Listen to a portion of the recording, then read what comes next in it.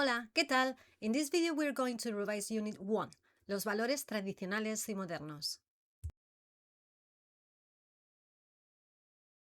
I will guide you through the key themes, or go over some grammar, and share useful tips on vocabulary. We will revise and analyze how Spanish families have changed over the years. We will also look at Catholic and non-Catholic celebrations in Spain and in Hispanic America, as well as what is happening with marriage and divorce. In grammar, we will brush upon the present tense of regular, irregular, and reflexive verbs and quickly revise the agreement and position of adjectives. Finally, we will go over the key vocabulary for this topic. Let's start with grammar.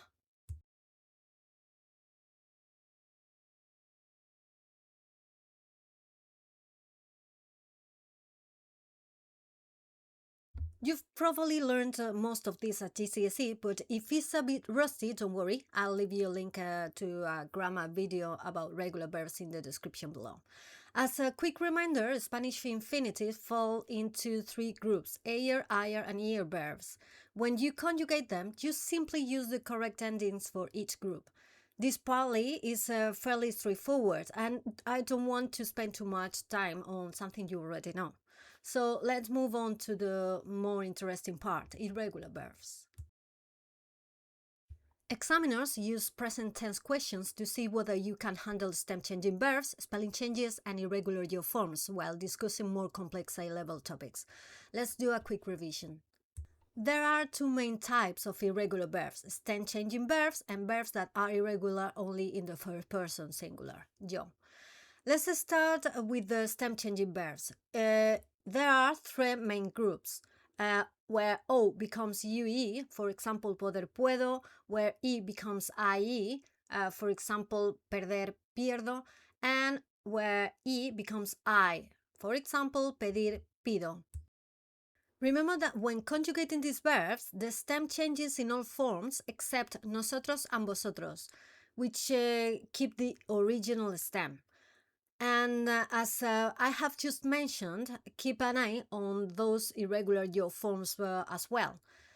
Before we move on the reflexive verbs, it's also worth mentioning the verb ir, which is probably the most irregular verb in Spanish. Yo voy, tú vas, él va, nosotros vamos, vosotros vais, ellos van, has nothing to do with infinitive. If you are still unsure about any of these verbs, I'll leave you a link to a grammar video where I explain them in more detail and give you plenty of extra examples. Once again, I'm not going to teach you what a reflexive verb is from scratch, because you should already have covered this at GCSE. However, if you're still unsure, I'll leave a detailed explanation in the description box. What I want to focus on here is how to use reflexive verbs in a way that impresses examiners. At A-level, you need to go far beyond basic daily routine phrases such as me levanto or me ducho.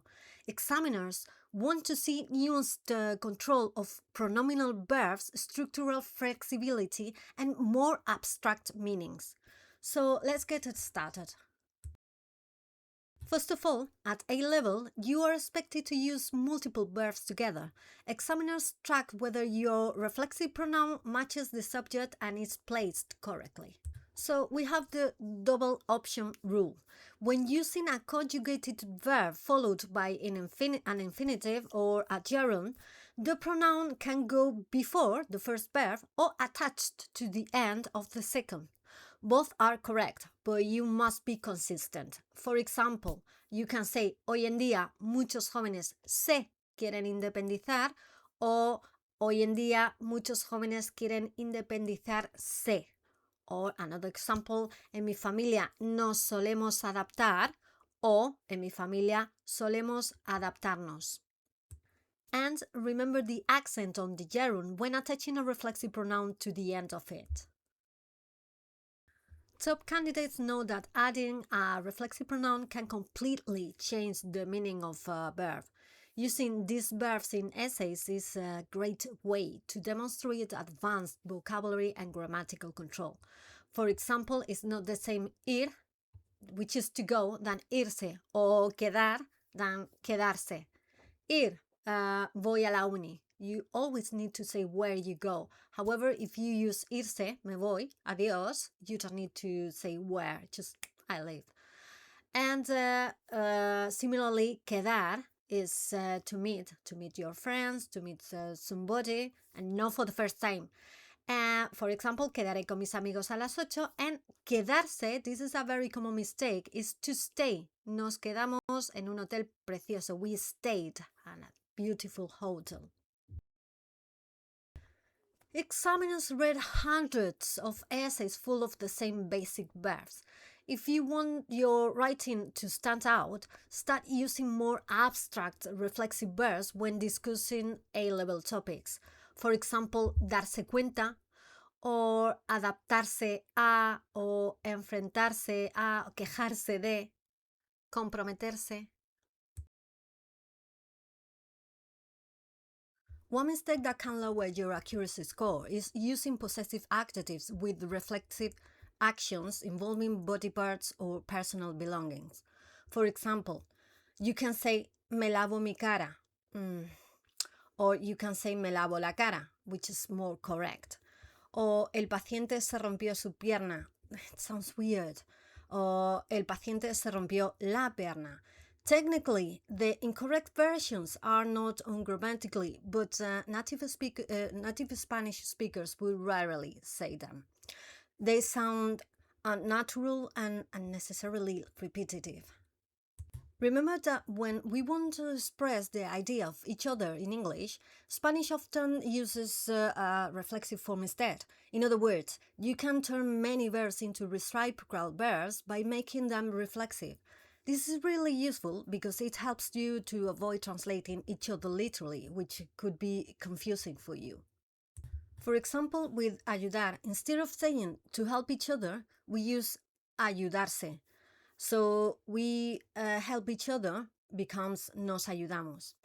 Another example is escuchar. If you want to say that families must listen to each other, you can say just las familias deben escucharse o se deben escuchar. You can also use this structure with, for example, enfrentarse, meaning to face each other. For example, los padres y los hijos a menudo se enfrentan. Don't confuse verbs such as gustar, encantar, or interesar with reflexive verbs. These verbs use indirect object pronouns, and they don't use reflexive pronouns. Careful with le and les in the third person, plural and singular. And this is a very common mistake too, omitting the preposition when using a reflexive verb. Many high-level reflexive verbs require a preposition. Leaving it out is a grammatical error. Always remember, for example, acordarse de, o darse cuenta de, o negarse a, and please, casarse con, no a, por Dios. So make sure you learn these verbs as a complete chunks rather than as individual words. Now let's move on to the active agreement, which might sound like a basic GCSE topic, but at A-level there are a few advanced points that examiners expect you to know and apply accurately. Most students are comfortable with the basic rule: adjectives must agree in gender and number with the noun they describe. However, A-level texts introduce some more complex situations where mistakes are surprisingly common. If an adjective describes a masculine noun and a feminine noun together, the adjective automatically defaults to the masculine plural. For example, el desempleo y la pobreza extremos. Even though pobreza is feminine, the adjective becomes masculine plural because it is describing both nouns together. Did you know that? Another point worth remembering is that adjectives ending in "e" or in a consonant do not change for gender. However, you still need to form the plural correctly. So it would be un trabajador o trabajadora brillante. We don't say brillanta for feminine. Or un trabajador o trabajadora eficaz. It doesn't exist, the feminine form eficaza. It sounds simple, but these are exactly the kind of small accuracy points that examiners notice. One area that becomes much more important at A level is adjective placement. The position of an adjective can completely change the tone and style of your writing. So, broadly speaking, there are two main categories. The standard position, that is when an adjective comes after the noun, and it usually provides objective information that helps identify or classify something. This is the default position in Spanish. This includes such things such as color, nationality, shape, and type or classification. For example, la crisis económica. Here, económica simply tell us which type of crisis we are talking about. And in second place, when an adjective comes before the noun. So instead of classifying it, it highlights a quality that is already considered inherent or important. For example, un gran esfuerzo. In this case, the adjective adds a subjective evaluation rather than simply describing the noun. Using this type of adjective placement occasionally in essays can make your Spanish sound much more sophisticated. Okay, this is crucial for A level. This is where we move well beyond GCSE content. One of the most important topics covered in the grammar unit is that certain adjectives completely change meaning depending on whether they appear before or after the noun. Examiners love this kind of detail because it shows a deeper understanding of how Spanish works. You can see the different meanings here, so if you are still unsure, stop the video and revise them. Just don't just learn the adjective itself, pay attention to where appears in the sentence. Okay, the grammar book also highlights a process called apocopation. Well, where certain adjectives lose their final vowel or syllable when they appear directly before a masculine singular noun. Here are the most important examples. Bueno becomes buen, malo, mal, grande, gran, primero, primer, tercero, tercer. So, one final exam tip. When it comes to adjective agreement, examiners are not just checking whether you've remembered the basic rules from GCSE. They're looking for precision in agreement, awareness of adjective placement, and an understanding of how adjective position can affect meaning and style. Mastering these small details can make a real difference to the overall sophistication and accuracy of your Spanish. Let's move on to the topics now.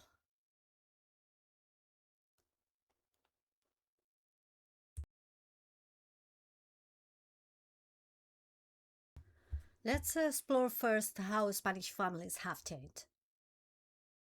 We will look in more detail at Franco's dictatorship in Unit 11, but to understand how Spanish families have changed over time, we need to talk about this period now. During Franco's regime, the family followed a rigid and deeply traditional pattern. It was hierarchical and male dominated. The man held authority as head of the household, while the woman was confined mostly to domestic duties. The church exercises enormous control, dictating family law and daily life. Religious marriage was mandatory, divorce was forbidden, and children born out of wedlock carried social stigma.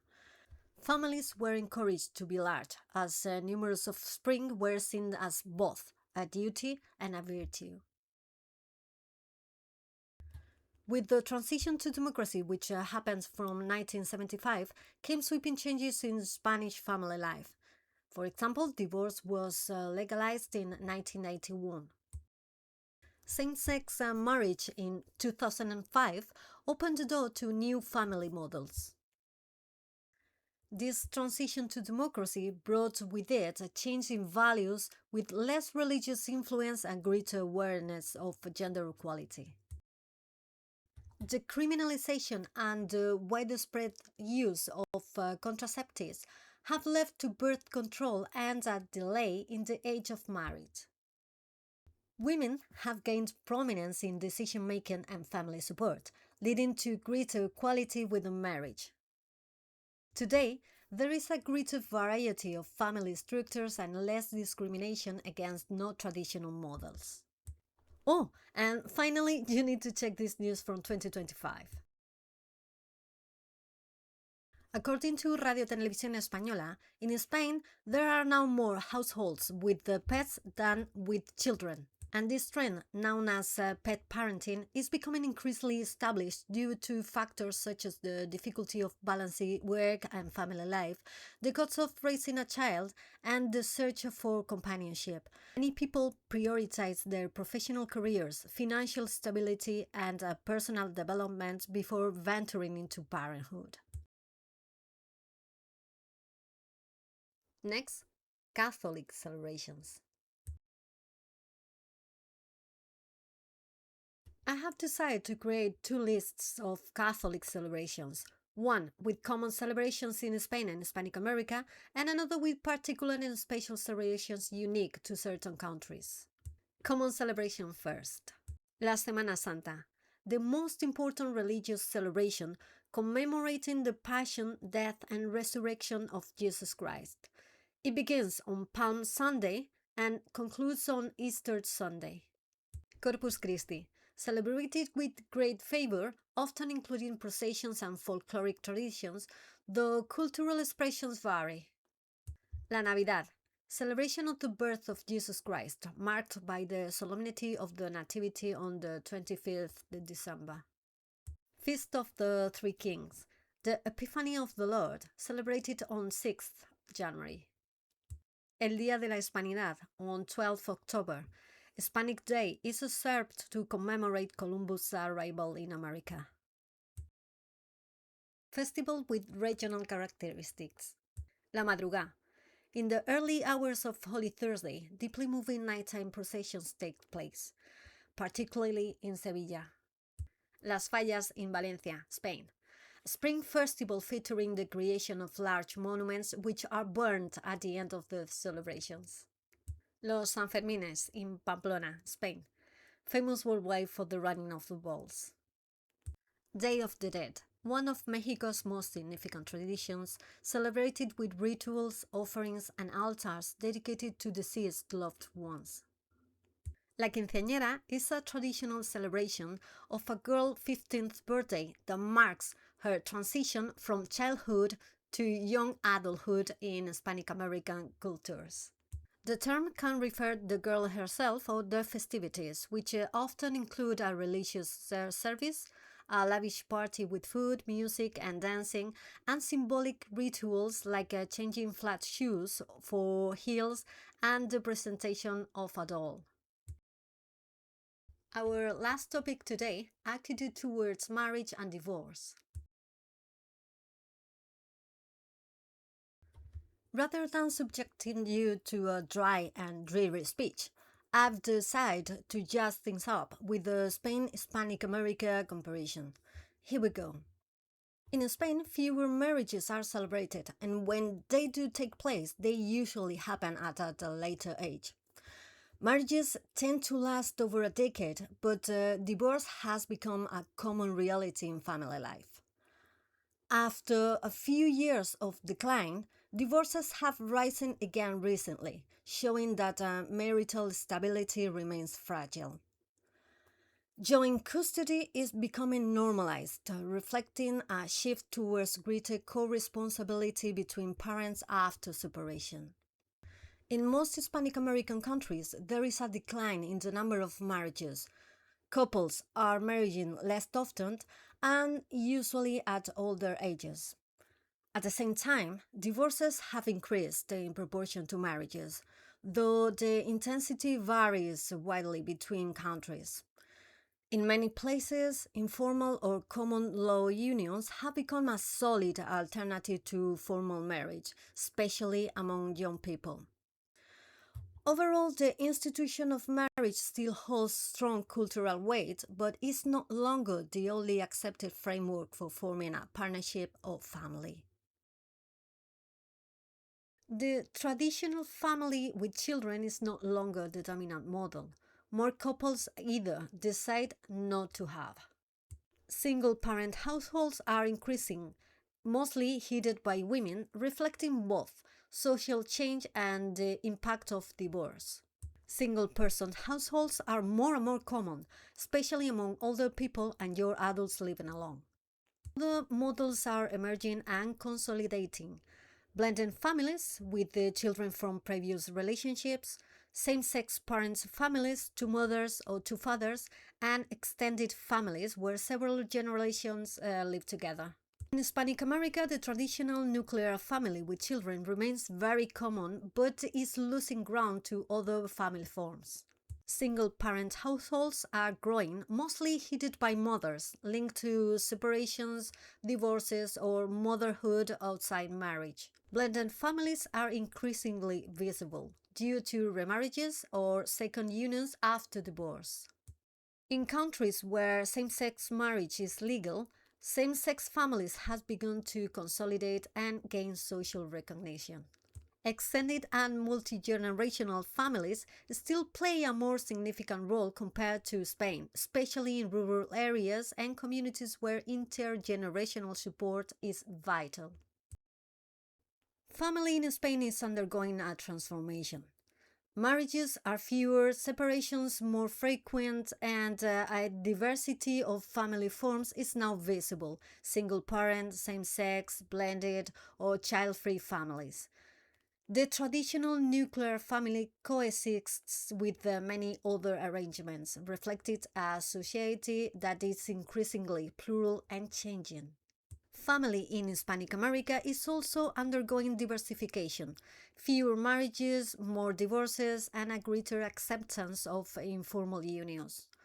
While the traditional family remains the majority reference, it now coexists with single parent, blended same-sex, and extended families, reflecting balance between tradition and social change. Now let's turn to the final part, the vocabulary.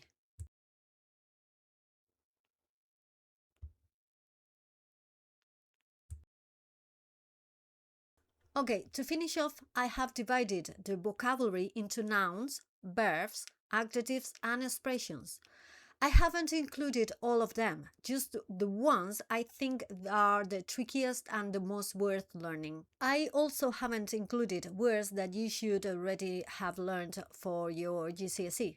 But don't forget, the more vocabulary you learn, the better. Don't limit yourself to these words. You've got the full vocabulary lists in your book at the end of each unit. Here comes the first false friend. Discutir. Discutir doesn't mean to discuss. It means to argue. To discuss is simply hablar or hablar de something. I would like to remind you that when you like a person, you shouldn't use gustar. You should use caer bien. It is also a backward verb. Ask me if you're not quite sure about how it works. I don't know how many times I've repeated this. Apoyar means to support, no soportar. Does anyone know what soportar means? Leave your answer in the comments. And finally, a worthwhile expression to learn here is desde ahora en adelante. It would be fantastic if you had the chance to use it in your speaking or writing. That's all for today. Remember, grammar gives you structure, social topics gives you context, and vocabulary gives you the tools to express yourself. Put them together and your Spanish will only get stronger. Remember to click like and subscribe for more videos. Gracias. Hasta luego.